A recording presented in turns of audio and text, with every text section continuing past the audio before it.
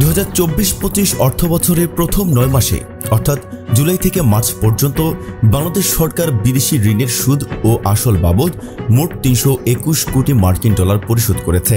এই পরিমাণ অর্থ পরিশোধ প্রায় গত অর্থ বছরের 2023 থেকে 24 পুরো বছরের সমান, যেখানে মোট 337 কোটি ডলার পরিশোধ করা হয়েছিল।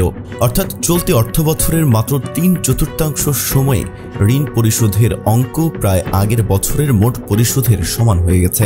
ওয়ালটন আবারও মিলিয়নিয়ার অফারে ওয়ালটন ফ্রিজ কিনে আপনিও হয়ে যেতে পারেন মিলিয়নিয়ার। এই তথ্য উঠে এসেছে অর্থনৈতিক সম্পর্ক বিভাগ ERD কর্তৃপক্ষ প্রকাশিত বিদেশি ঋণ পরিস্থিতির হালনাগাদ প্রতিবেদনে, যা বুধবার বিকেলে প্রকাশিত হয়েছে।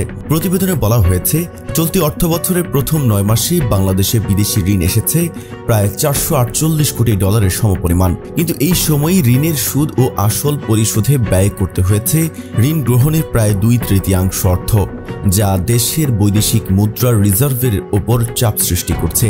প্রাপ্ত তথ্য মতে এই 9 মাসে পরিশোধিত অর্থের মধ্যে 201 কোটি ডলার ছিল মূলধন বা আসল এবং 120 কোটি ডলার ছিল সুদ। তুলনামূলকভাবে 2023-24 অর্থবছরের একই সময়ে সরকারকে পরিশোধ করতে হয়েছিল 257 কোটি ডলার।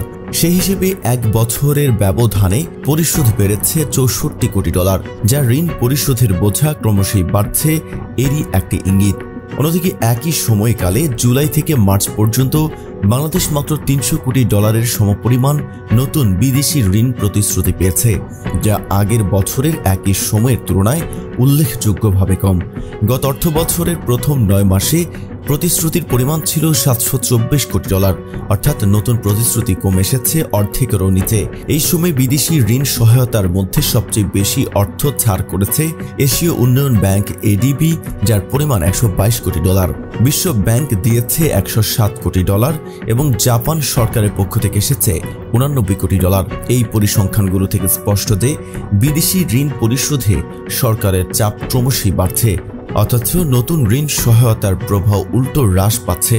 ঋণ পরিশোধ ও গ্রহণের এই অসমতা দেশের বৈদেশিক মুদ্রার রিজার্ভ, সামষ্টিক অর্থনীতি এবং উন্নয়ন ব্যয়ের উপর নেতিবাচক প্রভাব ফেলতে পারে। এমন পরিস্থিতিতে অর্থনৈতিক কৌশল আরও সুপরিকল্পিত ও বাস্তব ভিত্তিক হওয়া প্রয়োজন, যাতে ঋণ ব্যবস্থাপনায় ভারসাম্য রক্ষা করা যায় এবং ভবিষ্যতে অর্থনৈতিক ঝুঁকি হ্রাস পায়। ওয়ালটন আবারও মিলিয়নিয়ার অফারে ওয়ালটন ফ্রিজ কিনে আপনিও হয়ে যেতে পারেন মিলিয়নিয়ার। মিলিয়নিয়ার ছড়াছড়ি দেশ জুড়ে, এটা শুধু ওয়ালটনই পারে।